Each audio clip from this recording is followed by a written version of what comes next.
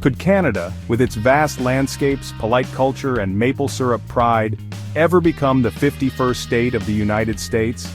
At first glance, this might sound like a wild thought, or perhaps the start of a dystopian Netflix series.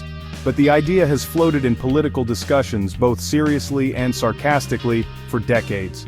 Today, we're peeling back the layers of this hypothetical scenario to explore the facts, the fiction, and everything in between. Let's get one thing straight. Canada becoming the 51st state isn't just a meme or a political joke, it's an idea that occasionally resurfaces during debates on trade, security, and cultural ties between the two countries.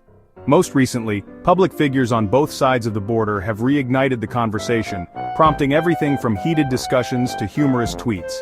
For instance, in late 2024, former U.S. President Donald Trump suggested in a holiday speech that integrating Canada into the U.S. could be a win-win, sparking a social media frenzy.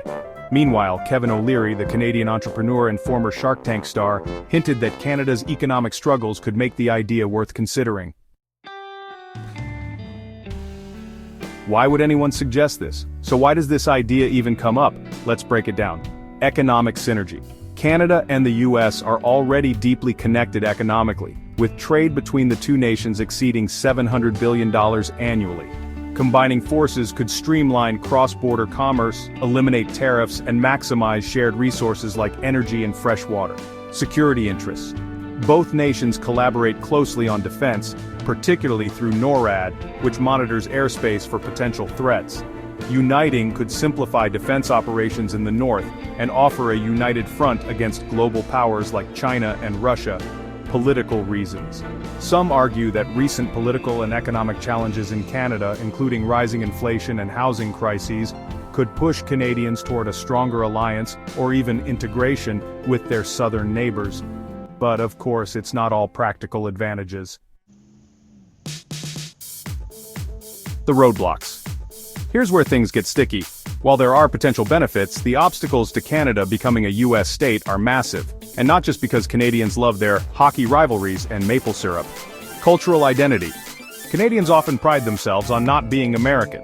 From universal healthcare to distinct cultural norms, the two nations have significant differences.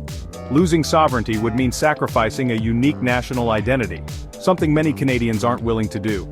A recent poll showed that 82% of Canadians firmly oppose the idea. Political complexity. Adding a new state would mean rewriting the U.S. Constitution to adjust Senate representation and electoral votes. Canada, with its 38 million people, would dramatically shift the balance of power in Washington, D.C., a change likely to spark controversy on both sides of the border. Practical challenges.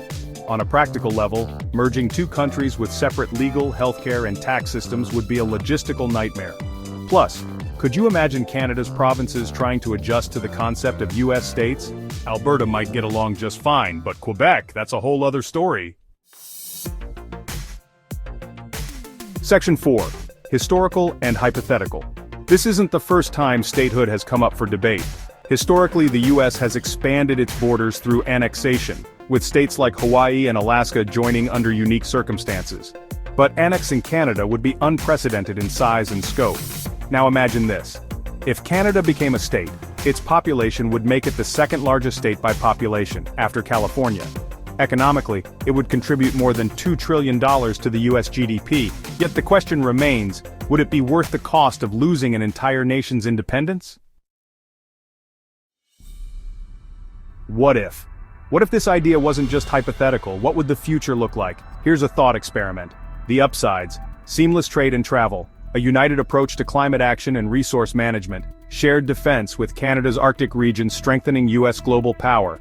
The downsides: deep political and cultural divisions, protests and pushback from Canadians unwilling to assimilate, a loss of Canada's unique role in global diplomacy as a neutral and peaceful nation.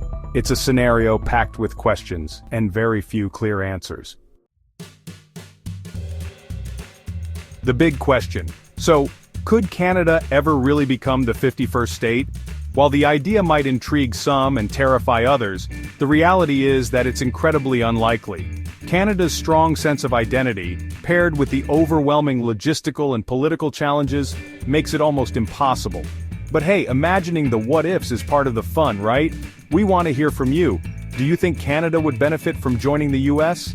Or is the idea just too far-fetched? Share your thoughts in the comments below. And don't forget to like, subscribe, and hit the bell for more deep dives into the world's most fascinating what-ifs. See you next time on Primitively.